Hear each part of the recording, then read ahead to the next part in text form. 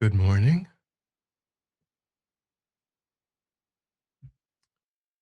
Let's get started.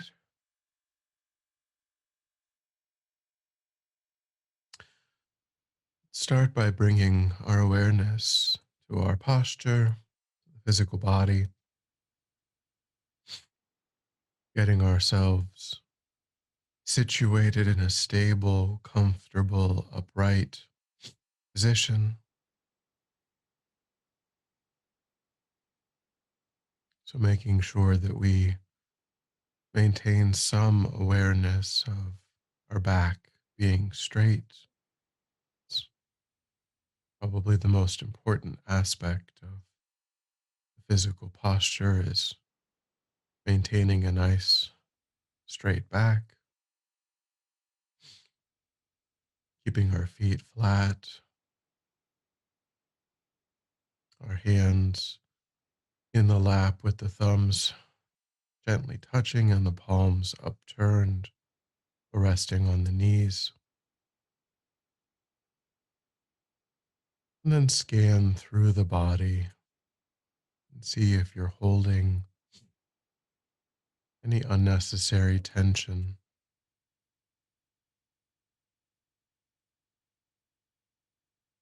trying to relax into this posture rather than being uptight.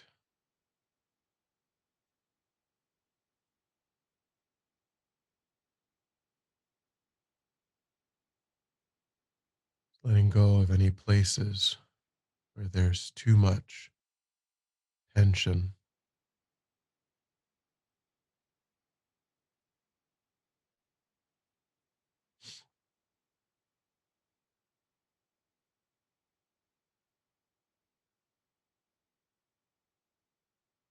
Then start to disconnect your mental engagement with the outside world,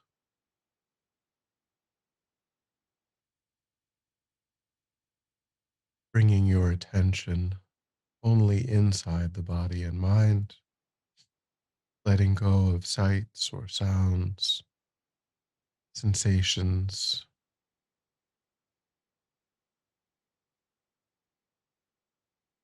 starting to use the physical sensation of the breath as it passes into and back out of the tip of the nostrils as a way of anchoring your attention in the present,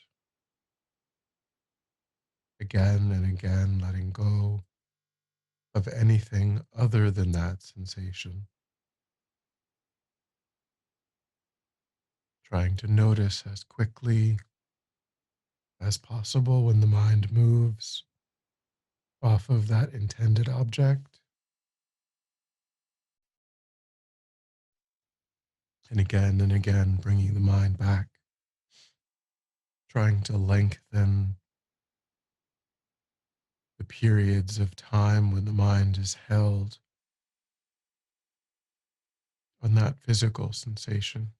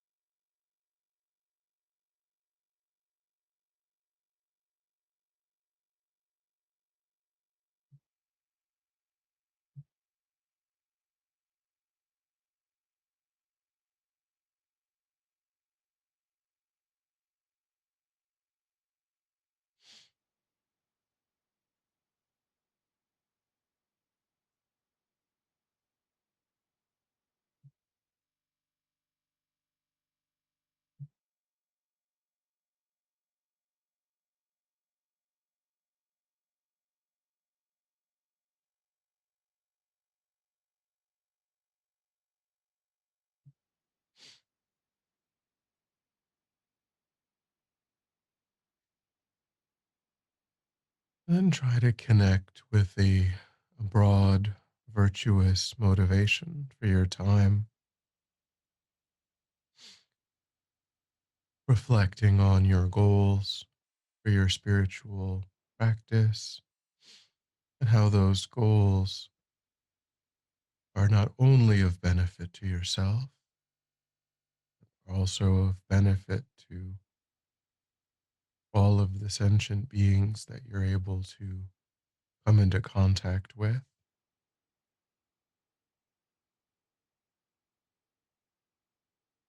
So, wanting to secure that benefit, also try to establish that as part of your motivation.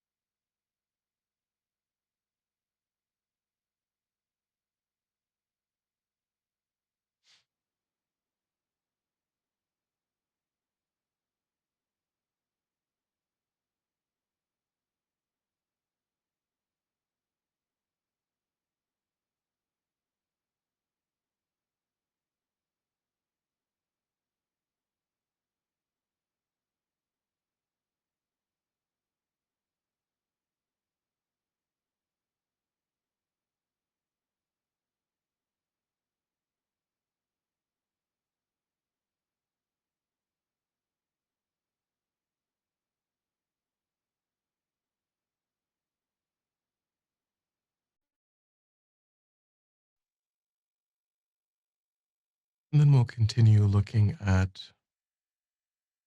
the foundation of all good qualities.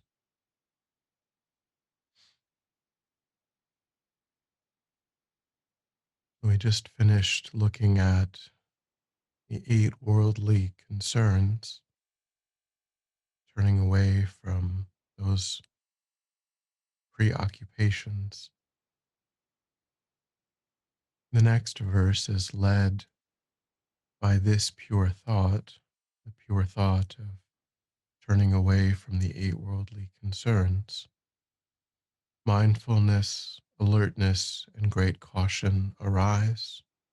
The root of the teachings is keeping the pratimoksha vows. Please bless me to accomplish this essential practice. Led by this pure thought, mindfulness, alertness, and great caution arise. The root of the teachings is keeping the pratimoksha vows. Please bless me to accomplish this essential practice.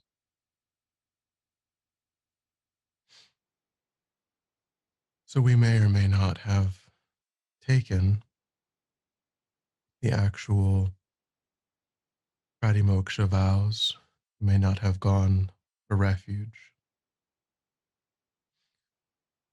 but essentially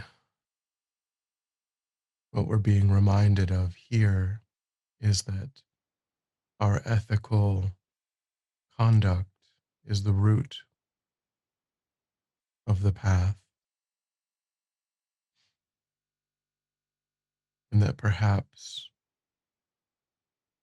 we need to think about not killing, not stealing, not lying, not committing sexual misconduct, and not taking intoxicants.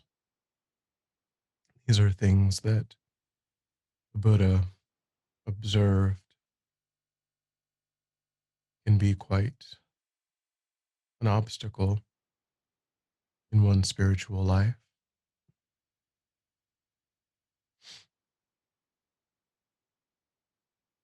So we're trying to really essentially connect with non harmfulness,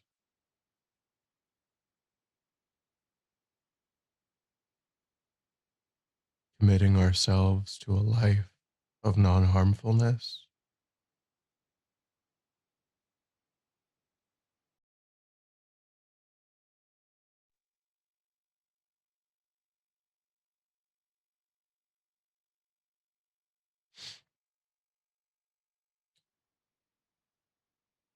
So think back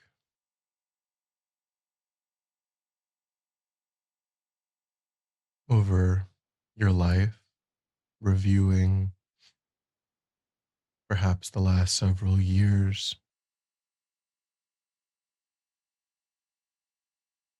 through the lens of your own actions and what you've come to learn or understand.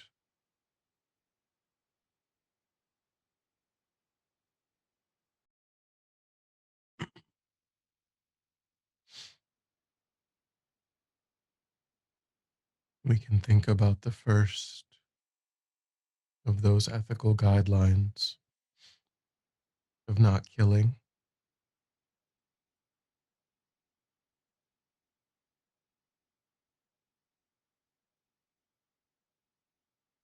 So recognize that to me, the most important thing that I possess is my own life.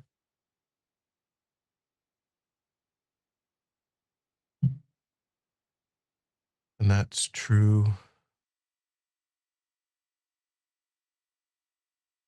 for every other sentient being, regardless of how complex their mind is. All sentient beings avoid harmful stimulus, move toward things that are pleasant and conducive.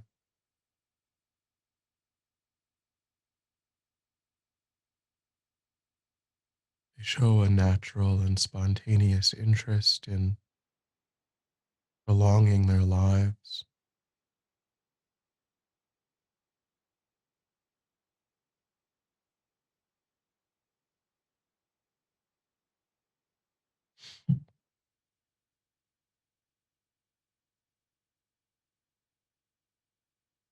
So go back over the last number of years, and if there are times when you didn't feel fully committed to the discipline of non killing, and try to see if you can recognize the value of that commitment and in some way generate some regret that it wasn't a discipline that you always upheld, or if there were specific instances where in the moment you lost that sense of mindfulness, alertness, great caution, and maybe you fell short of the discipline.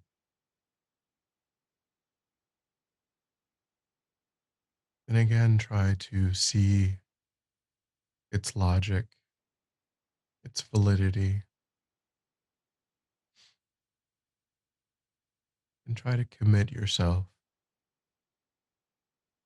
to abstaining from taking sentient life.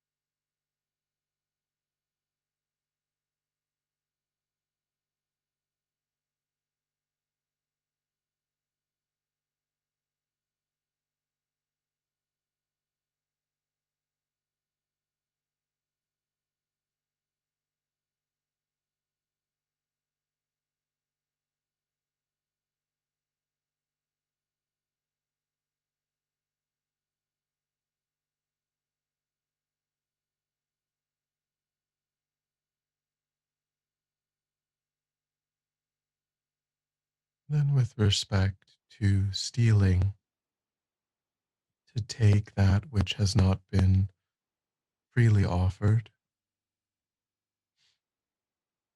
we can see how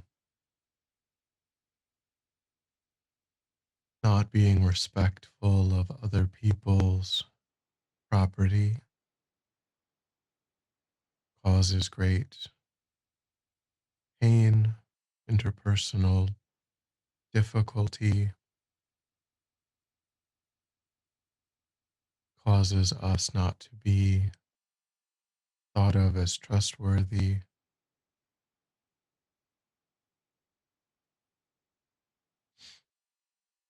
causes others to be wary of us,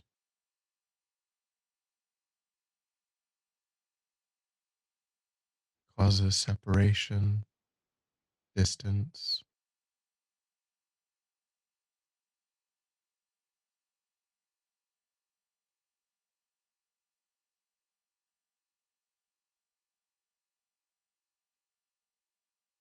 So, again, if you can think of any unskillful actions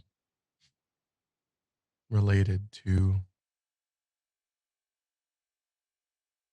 taking that which has not been given, and try to generate a sense of regret.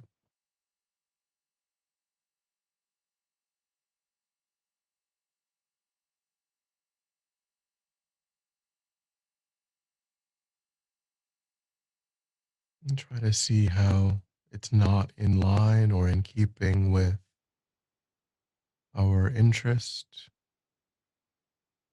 in developing our qualities. So try to again understanding the validity of the discipline, commit yourself to abstaining from taking that which has not been given.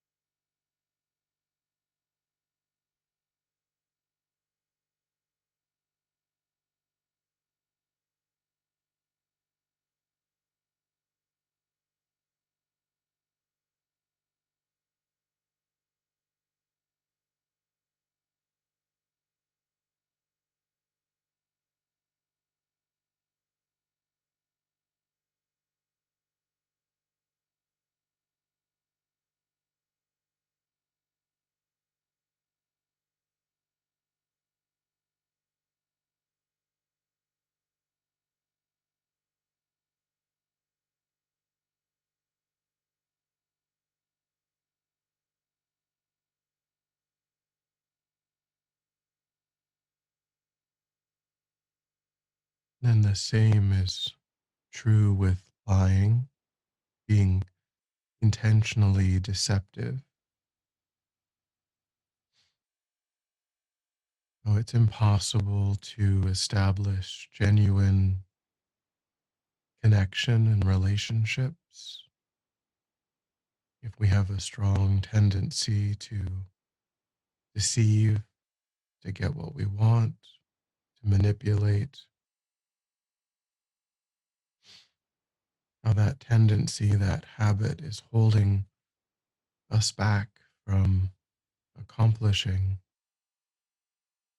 what we want out of our spiritual lives.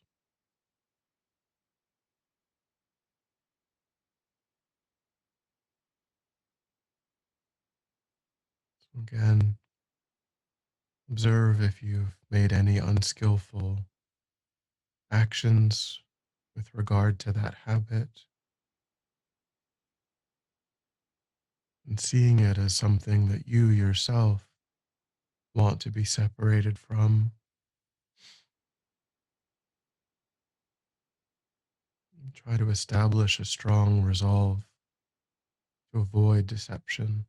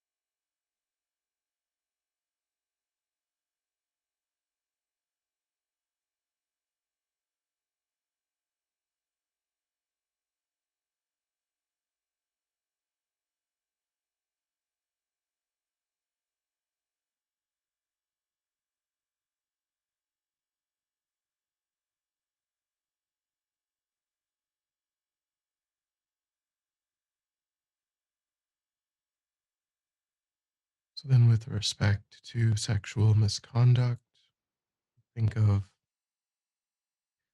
the importance of honoring our commitments that we may have made with respect to monogamy and also avoiding any kind of non consensual behaviors of any kind.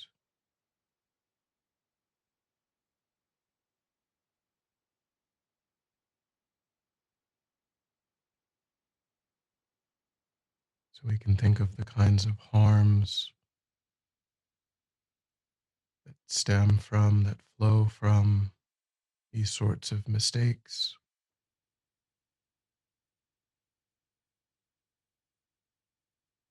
and the importance of respecting our commitments and the boundaries of other people.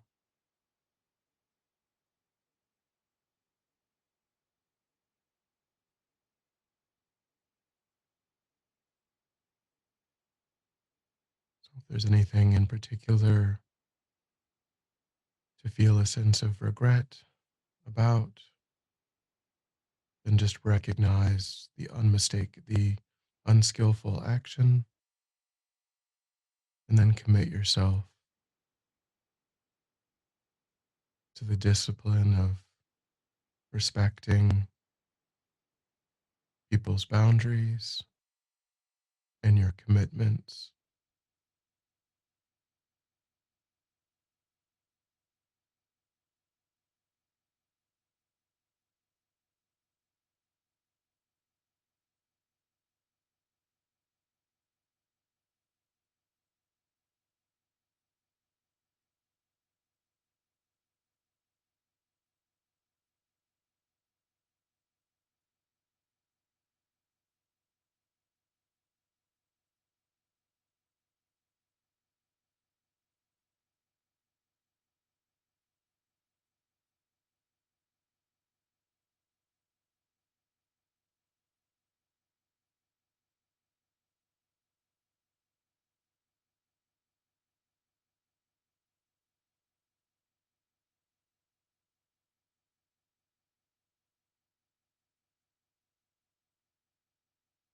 Then think that in order to observe these trainings, my mind has to be clear.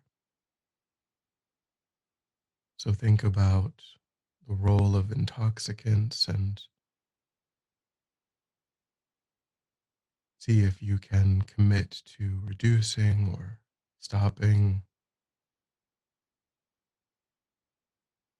the taking of intoxicants in order to maintain a mind that's able to be alert and mindful and clear.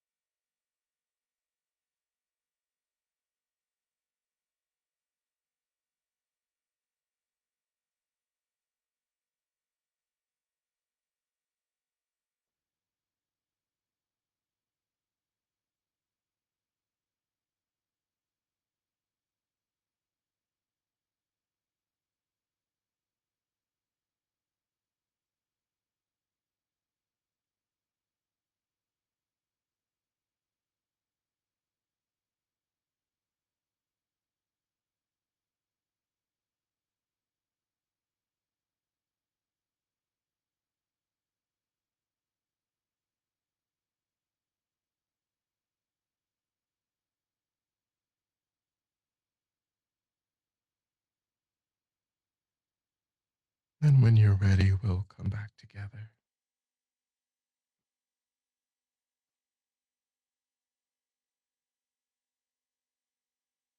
And then we'll dedicate. So again, recollect your motivation and recollect the efforts that you made to think about the importance of ethics in your relationships with others, thinking that by committing myself to a life of non harmfulness is the way in which I can bring benefit to those around me. So then just have a sense of offering that commitment and that effort for the benefit of all sentient beings without exception. And thinking, may that dedication serve as a cause for my enlightenment. May it serve as a cause to create the conditions for all of my spiritual guides to abide, to guide and protect in lifetimes without limit and without obstacle.